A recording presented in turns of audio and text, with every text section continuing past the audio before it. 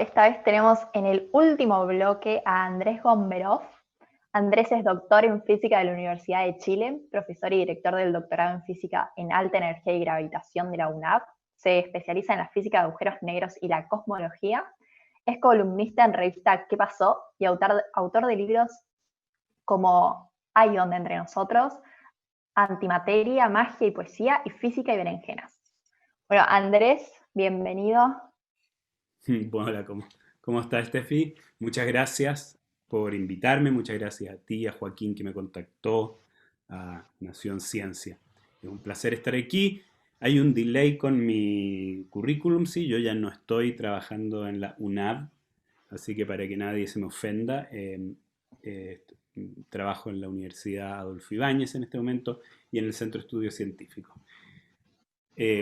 ¿Parto entonces, Steffi? Perfecto. Sí, sí, te dejo el escenario solo para vos. Ok, bueno, entonces yo no quiero hablarles mucho sobre cómo hacer comunicación de la ciencia o cómo enseñar ciencia. Creo que esa es una de las preguntas más complejas del intelecto humano, más que todas las preguntas científicas que tenemos. Como profesor universitario, haciéndole clases a alumnos de primer año o tratando de explicarle a la gente de qué se trata, de qué va la ciencia, siempre uno se encuentra con tremendas dificultades. Y la razón principal es que no, yo supongo, es que no hay una sola manera de hacerlo. Y tampoco es necesario que todo el mundo esté interesado en la ciencia. Entonces, les puedo contar que mi estrategia se basa en dos cosas o en tres. Primero, hablarle a la gente que tiene alguna probabilidad de interesarse. Número dos, no me interesa a mí particularmente la utilidad de la ciencia, aunque entiendo que es muy importante y la mayoría de los programas en televisión, por ejemplo, hablan de ciencia y tecnología. De hecho, la ciencia y la tecnología están unidas en algunas partes de los periódicos. Eh, a mí me parece más interesante unir ciencia con historia, ciencia con poesía, ciencia con música. Es decir, la ciencia, eh, remarcar que la ciencia tiene un fondo estético muy importante, que está basado en la curiosidad y en la forma en que estamos sorprendidos por el lugar que estamos. Y lo tercero, y ese sí es un combate que siempre tengo, es que hay que tratar de sacar la caricatura. Recuerdo yo en mi infancia todos los divulgadores o profesores que uno veía en televisión eran una caricatura de Einstein. Einstein, por supuesto, era uno de mis héroes, pero sin embargo, no es necesario que la gente piense que todos los científicos son viejos chascones, despeinados, desgarbados. No, la mayoría de los científicos son gente normal y es muy importante cuando uno le transmite a chicos, a adolescentes, eh, sobre lo que es la ciencia, mostrarse como una persona lo más normal posible, porque si ustedes ven a un loco desgarbado, extraño, entonces ponen inmediatamente una distancia infinita con ellos. Un chico que quiere ir a una fiesta con los amigos, a bailar y a tomar cerveza, no se puede imaginar a estos personajes haciendo eso. Entonces me parece mucho más interesante ver a un James Bond, un tipo cool. No es que yo sea el caso, pero bueno, la idea no es disfrazarse del científico loco de delantal blanco y peluca canosa. Bueno, y nosotros tenemos muchas inspiraciones. Yo soy físico y uno de mis héroes es Richard Feynman. Richard Feynman escribió un libro, escribió muchas cosas, pero tiene este libro, que son sus clases que daba a los primeros años de la universidad, creo que era de Cornell en esta época, disculpen los colegas si me estoy equivocando, eh, y bueno, es un libro maravilloso que disfrutamos sin más los expertos, pero tiene en sus primeros capítulos una frase que les quiero leer. Yo en mi libro Física y Berenjenas termino con esa cita porque es una cita que resume lo que yo siento que hay que transmitirle a la gente y lo transmite de una manera tan tremendamente magistral que cualquier cosa que yo haga comunicando la ciencia es apenas una migaja al lado de esta pequeña frase que se las voy a leer. Dice así, esto lo dice Feynman: un poeta dijo una vez, el universo entero está en una copa de vino. Probablemente nunca sabremos en qué sentido lo dijo, porque los poetas no escriben para ser comprendidos. Pero es cierto que si vemos la copa de vino con suficiente cuidado, veremos todo el universo. Están los elementos de la física, el líquido arremolinado, los reflejos en la copa, y nuestra imaginación añade los átomos. Se evapora dependiendo del viento y el clima. La copa es una destilación de las rocas de la Tierra. Y en su composición podemos ver los secretos de la edad del universo y la evolución de las estrellas. ¿Qué extraña variedad de compuestos químicos contiene el vino? ¿Cómo llegaron a ensamblarse? Están los fermentos, las enzimas, los sustratos y los productos. Allí en el vino se encuentra la gran generalización. Toda la vida es fermentación. Nadie puede descubrir la química del vino sin descubrir la causa de muchas enfermedades. Cuán vívido es su color granate que imprimen su existencia en la conciencia que lo observa. Si nuestras pequeñas mentes, por conveniencia, dividen a esta copa de vino, este universo, en partes, física, biología, geología, astronomía, psicología y más, recuerda que la naturaleza no lo sabe. Así que ensamblémoslo todo de nuevo sin olvidarnos para qué sirve. Démonos un último gran placer, beberlo y olvidarlo todo. Bueno, a mí todavía se me paran los pelos de punta cuando escucho esto, porque es precisamente el significado que para mí tiene la ciencia y lo que quiere proyectar.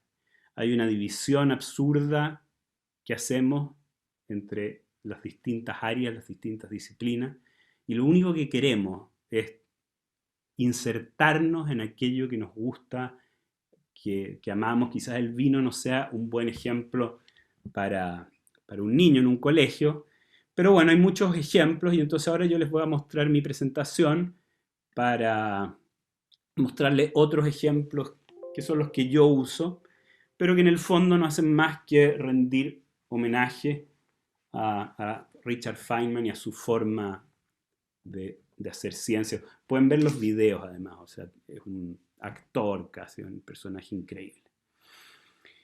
Bueno, yo en lugar de vino uso la música. Quería así antes hablarles de un antecesor a Feynman.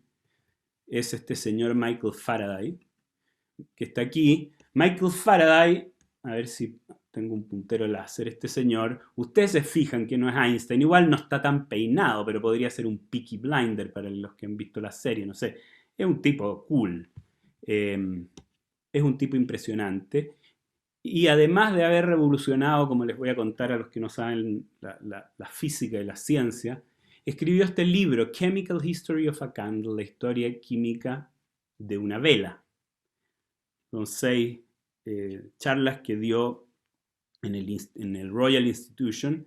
De hecho, es una serie que dura hasta hoy día. Hasta hoy día existen estas lectures para todo público. Y en esa, él parte así, dice, no hay ninguna ley bajo la cual cualquier parte de este universo sea gobernada que no entre en juego o esté tocada por este fenómeno, hablando del fenómeno de la vela. No hay nada mejor, no hay puerta tan abierta por la cual pueden entrar al estudio de la filosofía natural, la física, que considerando el fenómeno físico de una vela. O sea, para Faraday, al igual como más poéticamente quizás Feynman hacía una invitación a través de una copa de vino, bueno, Faraday lo hacía a través de una vela. En el tiempo de Faraday todavía no habían interruptores que encendieran la luz, tuvo que entrar él en la historia para que eso fuese posible. Por lo tanto, en sus tiempos una vela era una cosa bien impresionante. Para aquellos que les gusta estar bajo la luz de las velas una noche en buena compañía, sabrán la atracción que causa en todos nosotros la luz de una vela. Pero además en esa época, en la de Faraday, era la luz que había en la noche. Por lo tanto, era un símbolo muy potente. Era un símbolo de luz. Y a través de ese símbolo, Faraday contaba las miles de cosas que uno puede contar en una vela. el paso de la cera, de la parafina, de sólido a líquido, la combustión, el color de la llama, los plasmas, y hay un sinfín de cosas. Bueno, yo decidí hacerlo a través de la música. ¿Y por qué? Porque me gusta la música y porque creo que es algo que nos gusta a todos. En una charla que di hace poco me preguntaron por qué no lo hacía con reggaetón para entrar al mundo más juvenil. Bueno, al menos en Chile el reggaetón es lo que se escucha, o lo que escuchan los menores de 16. Lo pueden hacer con cualquier cosa, y yo lo hago con los Beatles porque los Beatles me parecen muy clásicos y muy buenos. Aquí puse al señor Faraday en el cover aquí del disco Revolver. Revolver debe ser uno de los discos más importantes en mi vida. Entonces, la verdad es que del amor que uno siente por las cosas, creo que es la mejor manera de enseñar, o más que de enseñar, de motivar. Si uno no puede enseñar, solo puede motivar. Pero el amor se nota. Y bueno, no es que yo sea tan viejo, soy bastante viejo, pero Revolver 1966 yo todavía no había nacido. Es uno de los grandes discos de toda la historia. Y la guitarra eléctrica es un protagonista en ella. Y por supuesto no existiría la guitarra eléctrica si no fuera por Faraday. Y yo parto mostrándoles la canción Taxman.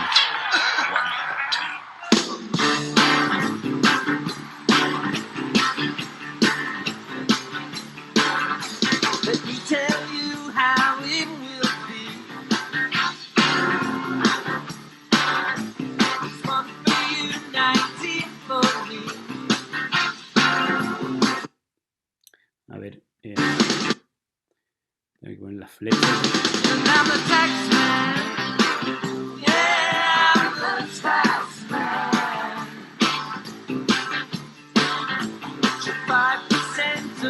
Entonces mantengo la gente o alguna interesada en la ciencia. Por supuesto, estos no son los Beatles, en 1992 no estaban, pero esta canción es de George Harrison, que está cantándola junto a su amigo Eric Clapton en el solo de guitarra clásico de esta canción. Que vamos a... Uy, no, pero yo necesito mostrarles el solo de guitarra.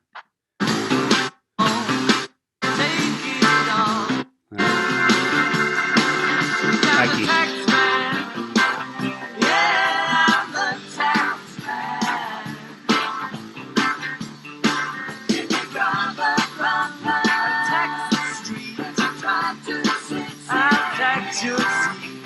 Un poco más. Ahora sí.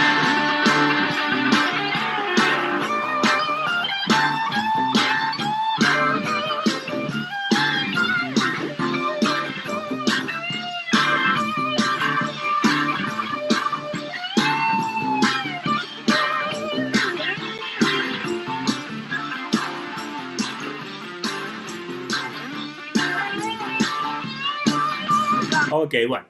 Entonces, es que no puedo no mostrar eso. Se fijan que el sonido de la guitarra eléctrica es una cosa espectacular. La guitarra eléctrica quizás ahora viene de baja, pero durante la segunda mitad del siglo XX y bueno, hasta el día de hoy ha sido un protagonista, así como el violín lo fue en el siglo XVIII y XIX. La guitarra eléctrica es una cuestión bien notable porque transforma la electricidad, un instrumento eléctrico, en un instrumento que es distinto a cualquier otro, un instrumento con mucha alma, con mucha personalidad, y es la base de la música popular desde hace mucho tiempo.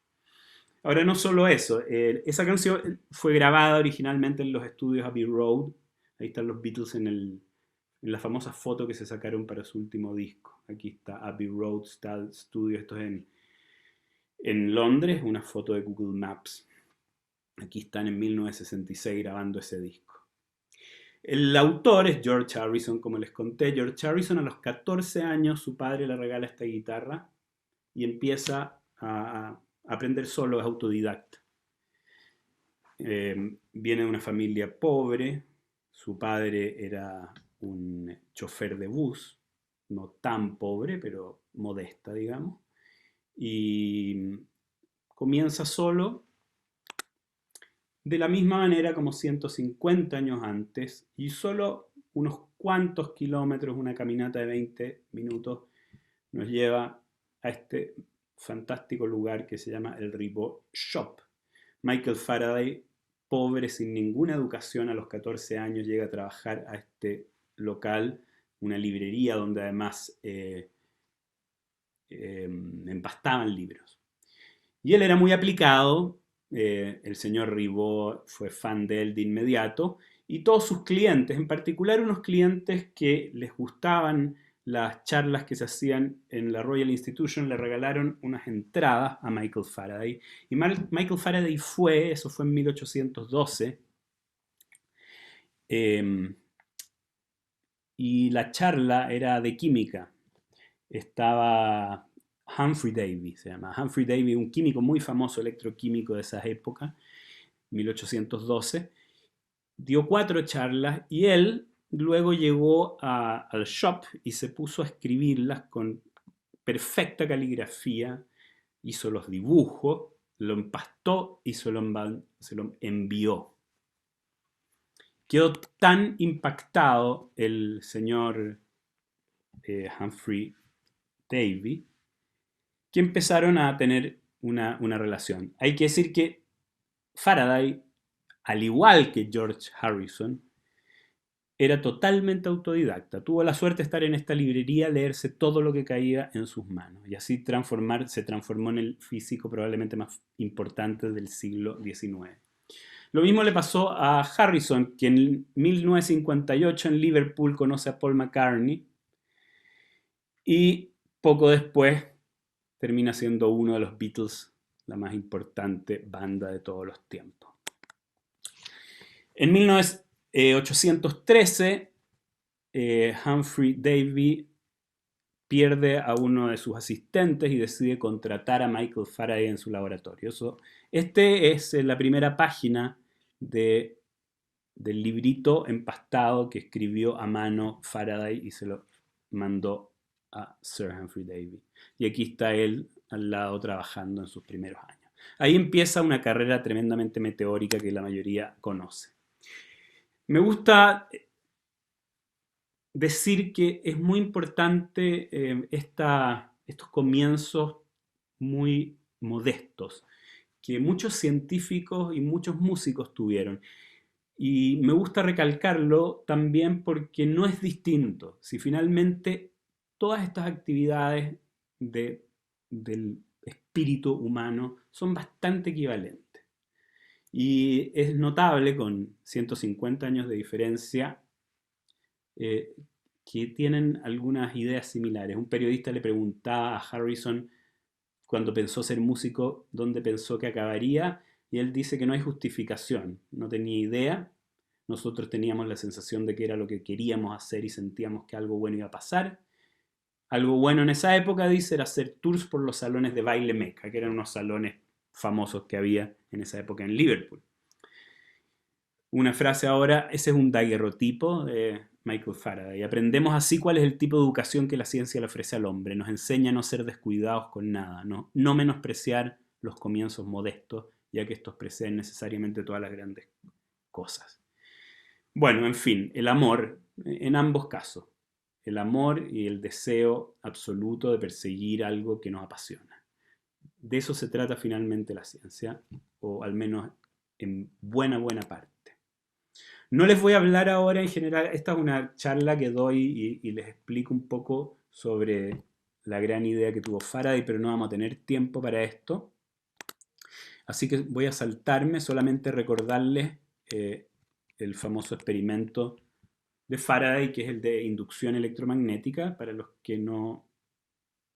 Yo supongo que hay muchos profesores que conocen la ley de inducción de Faraday, pero en todo caso se las muestro simplemente. Si yo tengo un cable enrollado, como está aquí, no hay nada más que un cable enrollado sin ninguna batería. Esto mide la corriente que pasa a través del cable enrollado y esta persona lo que hace es mover un imán cerca de esa espira enrollada que se llama una bobina.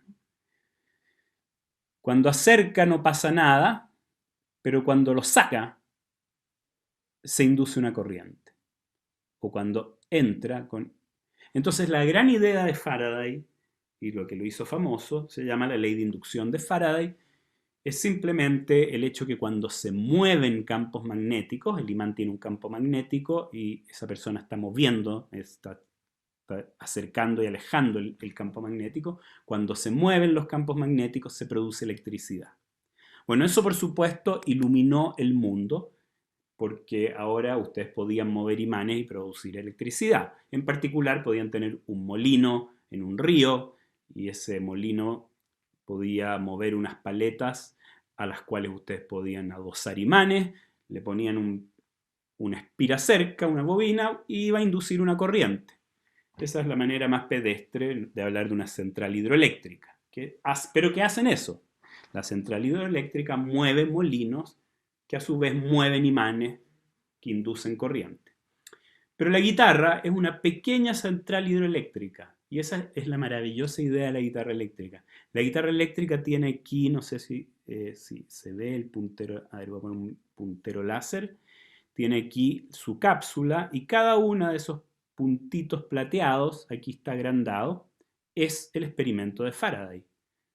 Hay un pequeño imán que tiene un campo magnético y está enrollada una espira. Y la cuerda arriba vibra y como es de hierro, el hierro se imanta y va a mover esos campos magnéticos generando una señal eléctrica de la misma frecuencia de la cuerda. Ahora esta es una idea maravillosa porque ustedes se fijan que es la razón por la cual las guitarras eléctricas tienen cuerda de acero siempre. Porque si no fueran de acero no sonarían. Esto no es un micrófono, sino que es el sistema de Faraday, es una pequeña central eléctrica. Si ustedes le gritan, no pasa nada, no es un micrófono, solo es sensible al acero la cápsula. Y por lo tanto, ustedes pueden tocar la guitarra eléctrica sin que se les metan otros sonidos, qué sé yo, si hacen toc toc en la madera. Entonces es una idea magistral y que además, como la electrónica no es perfectamente lineal, se ha ganado su lugar como instrumento muy humano, eh, que tanto como el violín en su época, bueno, hasta hoy, es un instrumento capaz de llorar y de entregar todas las emociones a través del experimento de Faraday. Entonces, el punto esencial aquí es contarle a la gente que cada vez que ustedes vean a Eric Clapton, por ejemplo, como vimos ahí con George Harrison tocando la guitarra, no solo están ellos, no solo está su genio, también está detrás Michael Faraday, porque el experimento de Faraday está ocurriendo cada instante, cada vez que estos dos grandes genios pulsan una cuerda de la guitarra. Entre paréntesis, bueno, es interesante el hecho que esos dos hombres hicieron dos canciones maravillosas a la misma mujer. Esa cosa de haber pasado poco en la historia de la música, pero bueno, de eso hablamos después. Voy a saltarme eso para poder ir al segundo ejemplo. No sé cómo ando de tiempo, yo necesito que me vayan controlando por ahí en los controles. ¿Sí? Venimos Ya. bien. Entonces, bueno, yo sigo mostrándoles ejemplos. El segundo ejemplo es sobre una canción que se publicó un año después, A Whiter Shade of Pale de Procol Harum, otro clásico de clásicos. Ese mismo año, en 1967, Jocelyn Bell descubría las estrellas de neutrones, por eso tengo ahí a los dos. Ambos en Inglaterra nuevamente, y Procol Harum hizo esto que voy a mostrarles la canción, porque la música nos relaja un poquitito. A ver, voy a sacar esto.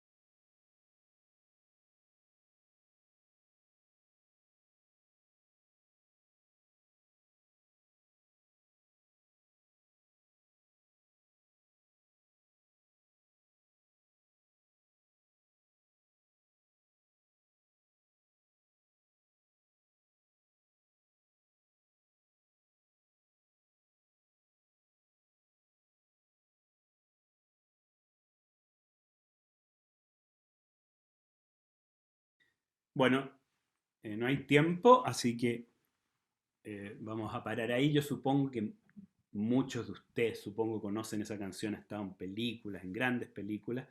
¿Y qué es lo impresionante de esa canción o lo más memorable? Es la introducción.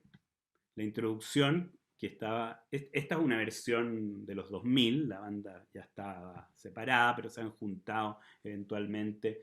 Ahora los dos principales, Gary Brooker y Matthew Fisher. Gary Brooker era el que cantaba en el piano y Matthew Fisher era el que tocaba el órgano Hammond, que el que no lo conoce es este instrumento que ven aquí. El órgano Hammond es una maravilla también, otra de las maravillas de la música electrónica y que nos acompaña hasta hoy día. Es otra oportunidad de explicar física. ¿Cómo funciona el órgano Hammond? Déjenme contarles a grandes rasgos. El original, porque ahora Hammond por supuesto hace muchos órganos distintos, pero este es el original que producía el sonido igual que la guitarra eléctrica usando la inducción de Faraday. Lo que hay adentro de esta caja son unas llamadas así ruedas de tonos, unas ruedas dentadas que giran enfrente de una bobina con un imán. Las ruedas son de hierro y por lo tanto al pasar, al girar estos dientes delante, provocan una señal, cambian el campo magnético, generan corriente y esa corriente va a tener una frecuencia que va a ser proporcional a la frecuencia que se siente aquí en la medida que pasa la rueda de tonos. Entonces, mientras más dientes tiene la rueda de tonos, es más agudo, la frecuencia es mayor. Y así cada tecla se puede asociar a una rueda de tonos. Y así se genera en el órgano Hammond. ¿Por qué una cuestión tan complicada, dirán ustedes? Bueno, se hizo muy famoso el órgano Hammond en los años 30 y la razón es que había muchas iglesias en Estados Unidos y las iglesias les gustan los órganos. Obviamente, es una cosa tradicional tener un órgano, ojalá en una catedral, un órgano grande de tubos. Pero esos órganos son infinitamente caros y difíciles de pagar y por lo tanto el negocio del señor Hammond era venderle a iglesias pequeñas, no catedrales, este pequeño órgano que de alguna manera intentaba emular el sonido de los grandes órganos de catedral. Sin embargo, bueno, y esa ya es una historia para contar para 3 clases de divulgación científica, porque bueno, se puede hablar de muchas cosas, de cómo se emula y cómo funciona exactamente, es una belleza, matemática y físicamente.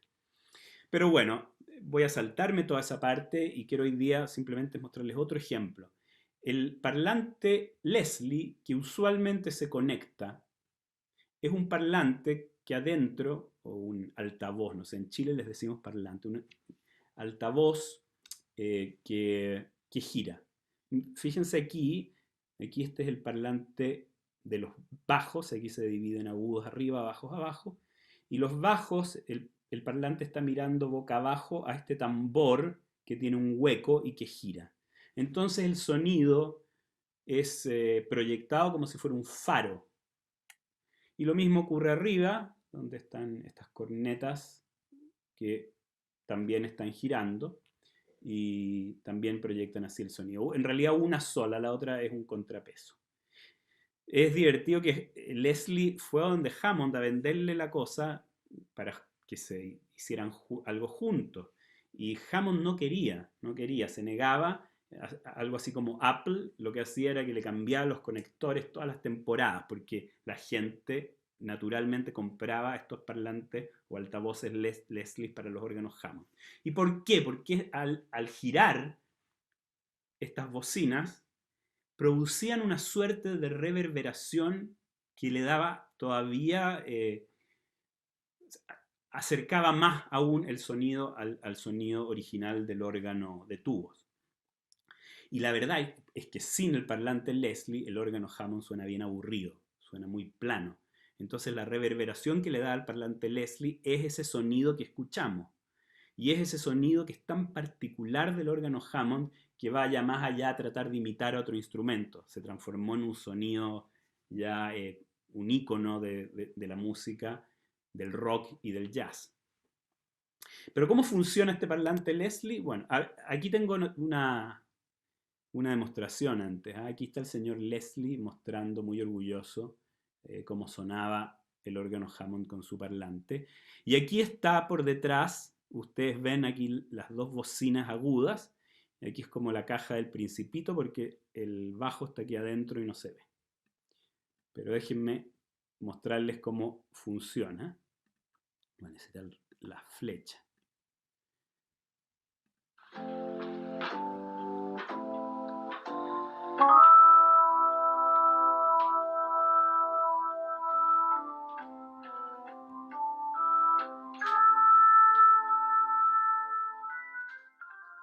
Ese es el modo. Ahí se apura.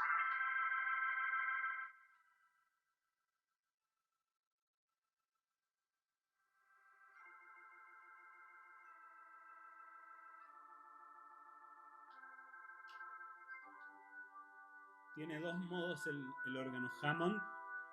No sé si bueno, voy a seguir mejor. Tiene dos modos. Uno se llama coral y ahí las bocinas giran 40, 45 veces por segundo. Y en el modo trémolo, cuando se apura, giran 300, 400 veces por segundo. Y el original tenía estos dos modos. Uno, el más lento, le da esta cosa como religiosa, de un sentido de catedral. El más agudo, el más rápido, más bien parece como circo, una cosa así. Pero bueno, ¿por qué esa reverberación? La reverberación tiene que ver con el efecto Doppler, o tiene que ver en parte con el efecto Doppler, que es un efecto que recibe el nombre de Christian Doppler, que por ahí por 1843 lo describió en una conferencia en que había apenas 5 personas que hizo para la Academia Real Bohemia. La charla, lo más curioso, que eso es típico en ciencia, a mí me gusta recalcarlo mucho, estaba prácticamente malo todo lo que dijo. Déjenme recordarles o contarles lo que es el efecto Doppler. El efecto Doppler es lo que nos pasa cuando va un auto en Fórmula 1 y sentimos cuando viene y para el otro lado más agudo y grave. Siempre es así, o una ambulancia. ¿Sí? Pasa, ¿no es cierto? Y si ustedes ven aquí este dibujo, lo que ocurre es, imagínense que en vez de ser ondas de sonido fuesen ondas de agua y este fuera un barquito que está lanzando piedrecitas. Bueno, él está acercándose a los frentes de onda, entonces en el lado izquierdo la longitud de onda es más chica, en el lado izquierdo termina siendo más grave. Entonces, cuando estamos al lado rosado sentimos más agudo que cuando estamos al otro lado. Y esto es muy importante, en eso se basa el parlante Leslie. Hay una pequeña reverberación no en el volumen solamente, sino además en la frecuencia. Entonces uno escucha que la frecuencia reverbera. Es una cuestión similar a lo que hace el violinista, que cuando con el dedo hace vibrar su dedo y un poquito aumenta y disminuye la nota, sin que se note, menos de medio tono, pero sí. Entonces un efecto de reverberación. Ahora, el parlante Leslie, además, como es un faro, también el volumen un poco cambia, porque cuando el volumen se dirige a nosotros, por supuesto, es mayor y normalmente en la sala hay objetos que rebotan, entonces dependiendo hacia dónde proyectamos el sonido, la calidad del sonido cambia. Y todo eso junto genera este sonido clásico del parlante Leslie, que además después se usó en muchas cosas. Los Beatles lo usaron también para cantar en Tomorrow Never Knows. Bueno, Christian Doppler lo describió para el sonido, pero también para la luz. La luz también es un fenómeno ondulatorio y también ocurre lo mismo cuando una fuente de luz se nos aproxima, la frecuencia aumenta y cuando se está alejando disminuye. Y eso, bueno, creo que lo tengo un poco después. En 1845, un par de años después de la conferencia esta que había solo 5 personas y que estaba casi todo mal, este señor Weisballot hizo en Utrecht, él estaba en la Universidad de Utrecht, un experimento.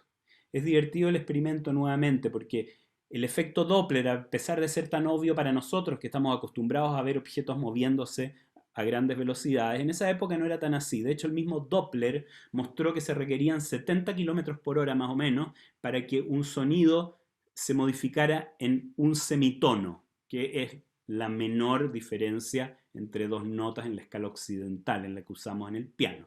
O sea, entre dos blancas que no tiene una negra entre medio. Y lo que hizo fue, cuando supo que se iba a construir este nuevo tren que pasaba por Utrecht y que podía andar a más de 70 kilómetros por hora, diseñó el experimento. El experimento consistía en tener un trompetista arriba del tren y otros músicos abajo con oído absoluto. Entonces el del tren tocaba un sol, el maquinista andaba a los 70 kilómetros por hora que era requerido y el tipo de abajo tenía que, bueno, dependiendo para qué lado se movía el tren, escuchaba un sol sostenido o un sol bemol o un fa sostenido, como quiera. Entonces, esa fue la primera vez que el efecto Doppler fue experimentalmente reproducido y está dibujado en una pared aquí, esto es en Utrecht, para celebrarlo. Aquí ven también la fórmula. Y esto es lo que pasa con la luz, no me voy a hablar mucho más. La luz también es una onda y, bueno, los rojos son los que tienen mayor longitud de onda, los violetas los que tienen menos. También hay un efecto Doppler. Ese efecto Doppler es fundamental porque nos permite, por ejemplo, saber que las galaxias más lejanas se están alejando, entre otras cosas. Pero vamos a Jocelyn Bell, que era nuestra protagonista. Por ahí, el 6 de agosto de 1967, ella mide una señal de radio rarísima, del 6 de agosto de 1967, mientras en su cabeza probablemente sonaba sin parar a Whiter Shade of Pale, ella siente esta señal de radio. Ella es radioastrónoma, no voy a entrar ya en los detalles por tiempo. La señal está aquí abajo, acortada, es una señal perfectamente periódica que, al igual como el Leslie en su modo coral, era más o menos 40 veces por minuto. Alguien luego se le ocurrió comparar cada uno de esos pulsos. Los pulsos llegaban con una precisión macabra, de una en un millón. Por lo tanto, por supuesto, lo mismo que hubiésemos hecho nosotros, Bell pensó que eran extraterrestres. ¿Quién más podía enviar una señal desde 200 años luz? O sea, era impresionante la distancia, ella con distintas técnicas era capaz de más o menos estimarla, y que todavía le llegaran, o sea, era intensísimo y una fuente muy energética. Tenía que estar enviando estas señales. Pero además eran muy rápidas. Normalmente las cosas energéticas son grandes, estrellas, galaxias, supernovas, estamos acostumbrados a estas cosas. Pero algo que emite una señal una vez por segundo, un poco más lento, pero de ese orden, tiene que ser chica. Estamos acostumbrados a eso, digamos, debería. Entonces, no podía parecer algo natural. Les cuento, para los que les gusta la música ya se habrán dado cuenta que este dibujo que hay aquí está en la carátula del primer disco de Joy Division, Unknown Pleasures, así que se transformó en un ícono también cultural, la señal de Jocelyn Bell. Esta es la señal del mismo pulsar, pero medido por otra persona. Bueno, saben que me voy a saltar esto porque si no, no voy a alcanzar y voy a terminar aquí simplemente contándoles qué fue lo que hizo Jocelyn Bell para descartar los extraterrestres. La slide anterior mostraba una, pero voy a contarles otra. También tenía que ver con el efecto Doppler.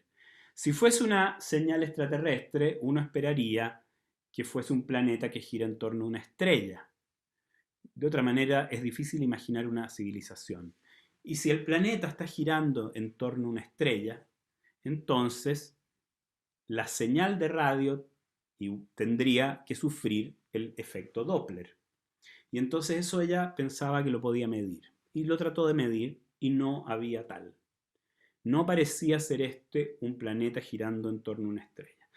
El efecto Doppler entonces fue muy importante para dejarla dormir porque de verdad este debe ser el caso más cercano en que la ciencia de verdad pensó, al menos por algunos días, que estaba contactándose con una civilización extraterrestre.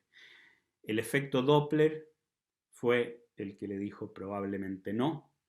Y luego además vieron varias otras señales mostrando que, bueno, sería extraño que muchas civilizaciones estuvieran tratando de comunicar de la misma manera. Se trataba de una estrella de neutrones, una de las cosas más raras, más extremas del universo. Una estrella del tamaño del Sol que colapsa hasta llegar al tamaño de una ciudad grande, de 10 kilómetros. Una materia que es tan densa que una pelota de tenis de esa materia tiene el mismo peso de toda la roca y tierra del monte Everest completo. Un objeto totalmente extremo. Y un objeto que aquí, como se ve en este dibujo, además tiene un campo magnético como la Tierra. El campo magnético provoca jets de partículas, acelera partículas cargadas que están alrededor y, entre otras cosas, emite radio. Entonces lo que está pasando y lo que es una estrella de neutrones es una estrella que está girando, como gira la Tierra, y al girar su proyección, su haz, como un faro, como el parlante Leslie también, apunta en distintas direcciones y a veces nos llega a la Tierra, más o menos 40 veces por minuto, más o menos igual que el parlante Leslie en su modo coral en A Whiter Shade of Pale. Bueno, entonces, por ese descubrimiento, su tutor de tesis, Anthony Hewish, recibió en 1974 el premio Nobel, el 24 ese está malo, el 74. Esa también ha sido ha generado un fuerte debate porque Jocelyn Bell no ganó el premio Nobel y sí lo ganó su tutor. Fue por machismo, fue porque era un estudiante de doctorado, fue quizás por todas las anteriores, pero eso ya es historia, no es importante. Jocelyn Bell está más que reconocida, ha ganado todos los premios y está sin duda entre las grandes científicas del siglo XX y XXI porque está todavía en práctica. Bueno, muchas gracias. Yo voy a quedar hasta aquí en lo que hablo y ahora a ver si hay algo de tiempo para conversar con ustedes.